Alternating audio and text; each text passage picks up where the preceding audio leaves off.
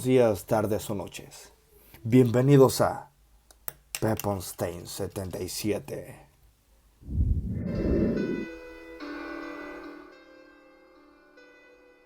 La llave menor de Salomón. Lemegeton Clavicula Salomonis.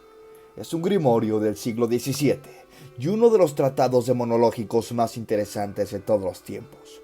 Su autor, a día de hoy, sigue permaneciendo en las sombras del anonimato, aunque podemos decir que su contenido refiere a otro libro maldito, la Clavícula de Salomón. El título de este libro prohibido ya plantea en sí un enigma. La palabra lemegeton no existe en latín, ni siquiera en sus versiones medievales. Por tal caso, en ninguna otra lengua conocida. Se especula que esto es una señal de que el autor no era precisamente una persona ilustrada. Pero quizá el término tenga un significado que va más allá de las lenguas tradicionales. De hecho, dicen que puede provenir de la lengua Transitus Fluvi, el idioma de las brujas. Los textos que forman parte de la llave menor de Salomón aparecieron reunidos en el siglo XVII, pero muchos de ellos ya circulaban independientemente en el siglo XVI, incluso citados en otros libros de demonología, como el Pseudonomarchia Daemonum de Johann Weyer. Se sospecha que está inspirado en los libros de la Cábala y en ciertos tratados misticistas orientales, aunque realmente resulta imposible determinar el origen preciso de los rituales que describe, salvo los que aparecen en la primera parte del libro, donde se explica cómo realizar un pacto con el diablo, material que podría ser anterior al siglo XIV. Las páginas de la llave menor de Salomón se jactan de haber sido escritas nada menos que por el rey Salomón, lo cual meramente es un detalle simbólico. Es difícil imaginar a Salomón hablando sobre Jesús y el Espíritu Santo, en una época en que ambos ni siquiera existían en los sueños de los profetas. En esencia, se trata de un libro que describe cómo invocar espíritus y demonios, incluso cómo invocar a los muertos, y los conjuros necesarios para someter la voluntad de toda clase de criaturas cósmicas, forzándolas a cumplir los deseos del oficiante, aun cuando estos no se correspondan con el más elemental sentido común. Aun cuando esto no corresponde con el más elemental sentido común. También se puede explicar los modos de protección que el iniciado debe seguir obligatoriamente a lo largo de los rituales si es que no quiere perder su alma, además de su cordura.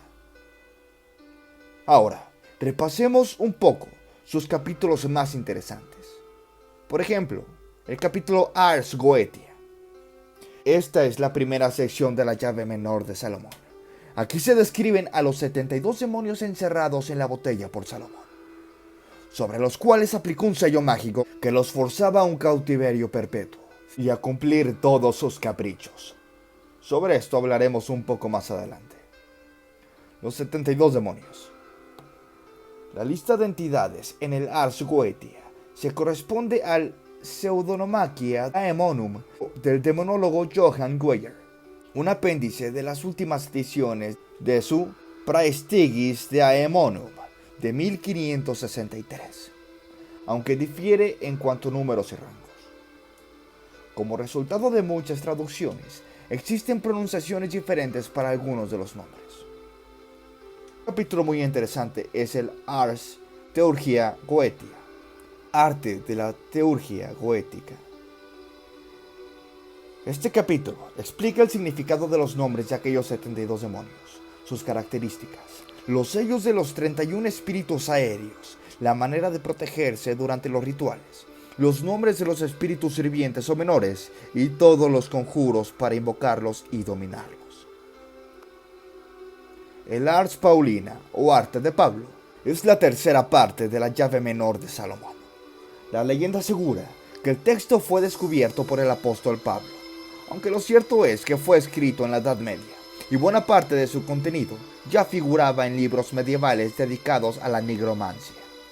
La primera parte de esta sección se refiere a los ángeles, más precisamente a los ángeles de cada hora del día y la noche, sus sellos, sus nombres y características, la relación de cada uno con los 7 planetas descubiertos hasta entonces y la información astrológica para invocarlos.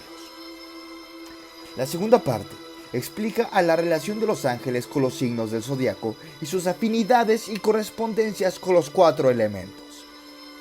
Estos ángeles son ligeramente diferentes a los primeros. Se les llama ángeles del hombre y son, en realidad, los tan mencionados ángeles de la guarda. Cada uno rige sobre un signo y asiste a las personas que han nacido bajo su custodia. Otro capítulo muy interesante es el Ars Almadel, el arte de Almadel. Es el 4º capítulo de la llave menor. Aquí se explica cómo fabricar un Almadel, una tablilla de cera con sellos mágicos sobre los que se colocan 4 velas y distintas hierbas. También se analiza un tema interesante, la relación de la magia con los colores y qué ángel debe ser invocado de acuerdo a los deseos del oficiante, ya que muchos solo aceptan cumplir deseos justos y razonables, mientras que otros no tienen ningún tipo de reparo moral. Se menciona también los nombres de los 12 príncipes angélicos, los ángeles más poderosos de toda la corte celestial. Algunos observan en este capítulo de la llave menor de Salomón los primeros indicios del enoquiano, el idioma de los ángeles, supuestamente descubierto por John Dee. La última parte de la llave menor de Salomón, el Ars Notoria, o arte notable, es quizá el grimorio más conocido desde la Edad Media. La leyenda afirma que fue regalada al rey Salomón por un ángel encomendado por Dios. En resumen, contiene oraciones cabalísticas, palabras mágicas y otras melodencias esotéricas. También se explica cómo deben ser pronunciados los conjuros y las palabras mágicas, además de analizar las fases lunares propicias para cada ritual mágico. En la actualidad existen numerosas versiones modernas que pueden ser encontradas impresas o en internet.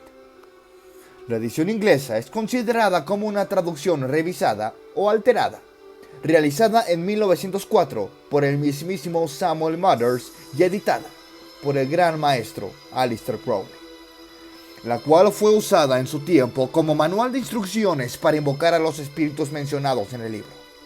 Estas versiones se diferencian entre sí en los detalles y en los nombres de los espíritus, puesto que la versión original se encuentra en el Vaticano. La mayoría de los comentaristas especializados coinciden en afirmar que la llave menor de Salomón brinda una versión bastante cercana a la verdadera magia ritual.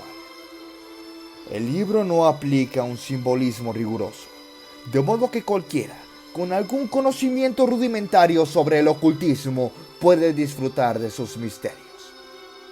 Lamentablemente, las versiones en PDF que circulan en la web, muchas de ellas disponibles para descargar, deben ser tomadas con cierta precaución, ya que poseen grandes discrepancias con el libro original, cuestión que no solo atenta contra la eficiencia de los rituales, sino también contra la salud mental del oficiante. Hasta aquí el video de hoy.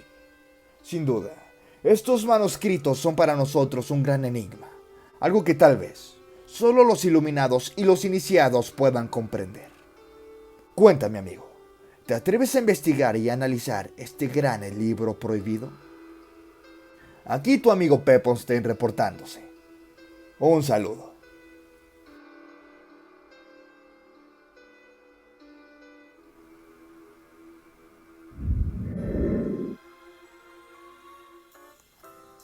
Antes de terminar con el video, quiero invitarlos a formar parte de los miembros del canal.